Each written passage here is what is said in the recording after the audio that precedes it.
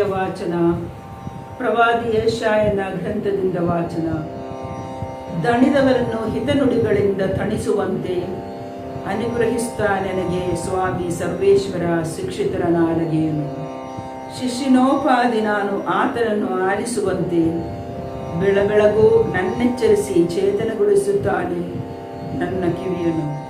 ತೆರೆದಿಹನು ಸ್ವಾಮಿ ಸರ್ವೇಶ್ವರ ನನ್ನ ಕಿವಿಯನು.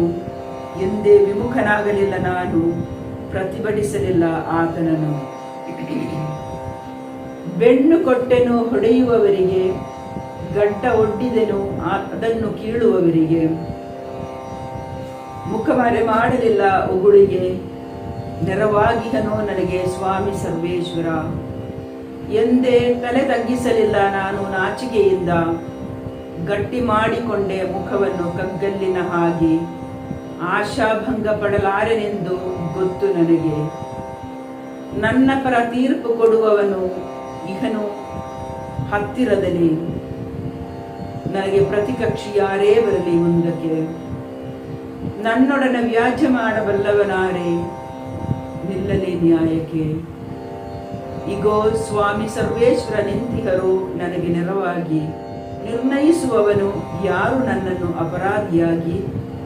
ನುಸಿತಿಂದ ವಸ್ತ್ರದಂತೆ ಅಳೆದು ಹೋಗುವವರು ಜೀರ್ಣವಾಗಿ. ಪ್ರಭುವಿನ ವಾಕ್ಯ. ದೇವರಿಗೆ ಕೃತಜ್ಞತೆ ಸಲ್ಲಲಿ. ಕೀರ್ತನೆ. ಶ್ಲೋಕ. ಪ್ರಸನ್ನ ಕಾಲದಲ್ಲಿ ಪ್ರಭು, ನಾ ಮೊರೆಯಿಡುತ್ತಿರುವೆ ನಿನಗೆ. ಪ್ರೀತಿಮಯ ದೇವ, ಜೀವೋದ್ಧಾರಕ, ಸದುತ್ತರ ನೀಡೆನಗೆ. ನಿನಗಾಗಿಯೇ ನಾ ನಿಂದೆಗೊಳಗಾಗಿದೆನಯ್ಯ. ನಾಚಿಕೆಯಿಂದಲೇ ಮುಖ ಮುಚ್ಚಿಕೊಂಡೆನಯ್ಯ. ನನ್ನವರಿಗೆ ನಾನಯ್ಯದಾದೆನಯ್ಯ. ಒಡ ಹುಟ್ಟಿದವರಿಗೆ ಹೊರಗಿನವನಾದೆನಯ್ಯ. ಅಗ್ನಿಯಂತೆನ್ನ ದಹಿಸುತ್ತಿದೆ ನಿನ್ನಾಲಯದಭಿಮಾನ. ಎನ್ನ ಮೇಲೆರಗಿದೆ ನಿನ್ನ ಕಡುದ್ರೋಹಿಗಳ ದೂಷಣ. ಶ್ಲೋಕ. ಪ್ರಸನ್ನ ಕಾಲದಲ್ಲಿ ಪ್ರಭು, ನಾ ಮೊರೆ ಇಡುತ್ತಿರುವೆ ನಿನಗೆ. ಪ್ರೀತಿಮಯ ದೇವ, ಜೀವೋದ್ಧಾರಕ, ಸದುತ್ತರ ನೀಡೆನಗೆ. ನಿಂದೆಯಿಂದ ಮನನೊಂದು ಹತಾಶನಾಗಿರುವೆನಯ್ಯ. ತೊರೆದರೂ ದಯೆ ತೋರುವವರೂ ಸಿಗಲಿಲ್ಲ. ಅರಸಿದರೂ ಸಾಂತ್ವನ ನೀಡುವವನು ದೊರಕಲಿಲ್ಲ. ಹಸಿದ ನನಗೆ ವಿಷ ಬೆರೆತ ಆಹಾರವಿತ್ತರಯ್ಯ. ಬಾಯಾರಿದನೆಗೆ ಕಹಿ ಕಾಡಿಯನ್ನು ಕೊಟ್ಟರಯ್ಯ. ಶ್ಲೋಕ. ಪ್ರಸನ್ನ ಕಾಲದಲ್ಲಿ ಪ್ರಭು, ನಾ ಮೊರೆ ಇಡುತ್ತಿರುವೆ ನಿನಗೆ. ಪ್ರೀತಿಮಯ ದೇವ, ಜೀವೋದ್ಧಾರಕ, ಸದುತ್ತರ ನೀಡೆನಗೆ. ಸಂಕೀರ್ತಿಸುವೆನು ದೇವರ ಶ್ರೀನಾಮವನ್ನು. ಕೃತಜ್ಞತೆಯಿಂದಾತನನ್ನು ಕೊಂಡಾಡುವೆನು.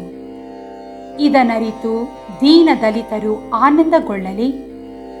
ದೇವನನ್ನು ಅರಸುವವರು ಪುನಶ್ಚೇತನಗೊಳ್ಳಲಿ. ಬಡಬಗ್ಗರ ಮೊರೆಗೆ ಪ್ರಭು ಕಿವಿಗೊಡದಿರನು. ಸೆರೆಯಲ್ಲಿಹ ತನ್ನವರನ್ನು ತಿರಸ್ಕರಿಸನು. ಶ್ಲೋಕ. ಪ್ರಸನ್ನ ಕಾಲದಲ್ಲಿ ಪ್ರಭು, ನಾ ಮೊರೆ ಇಡುತ್ತಿರುವೆ ನಿನಗೆ.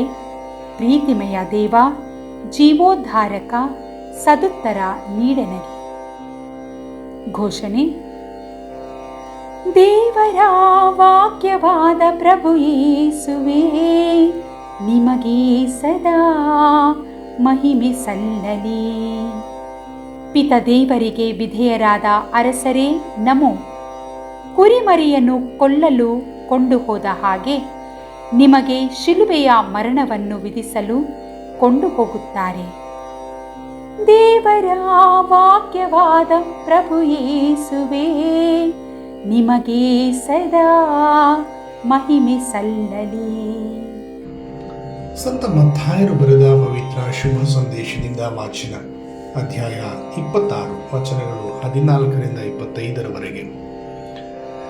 ಆ ಕಾಲದಲ್ಲಿ 12 ಮಂದಿ ಶಿಷ್ಯರಲ್ಲಿ ಒಬ್ಬನಾದ ಇಸ್ಕರಿಯೋತನ ಯೂದ ಮುಖ್ಯ ಯಾಜಕರ ಬಳಿಗೆ ಹೋದನು. ನಿಮಗೆ ನಾನು ಯೇಸುವನ್ನು ಹಿಡಿದುಕೊಟ್ಟರೆ ನನಗೇನು ಕೊಡುವಿರಿ ಎಂದು ಅವರನ್ನು ವಿಚಾರಿಸಿದನು.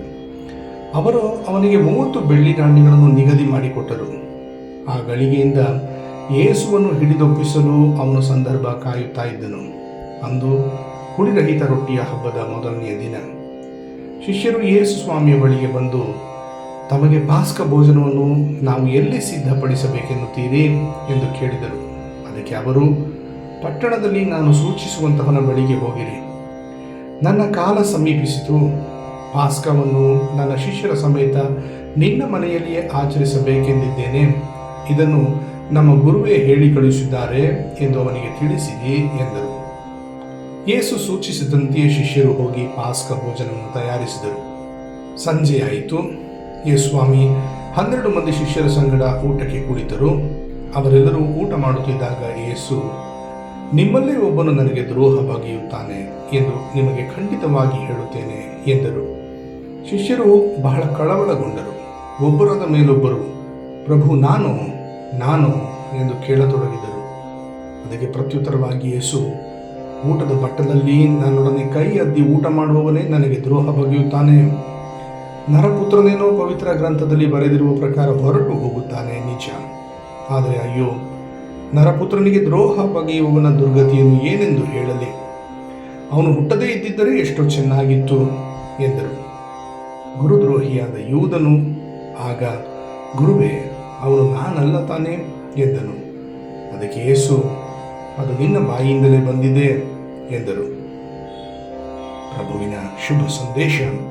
ಕ್ರಿಸ್ತರೇ ನಿಮಗೆ ಸ್ತುತಿ ಸಲ್ಲಲಿ.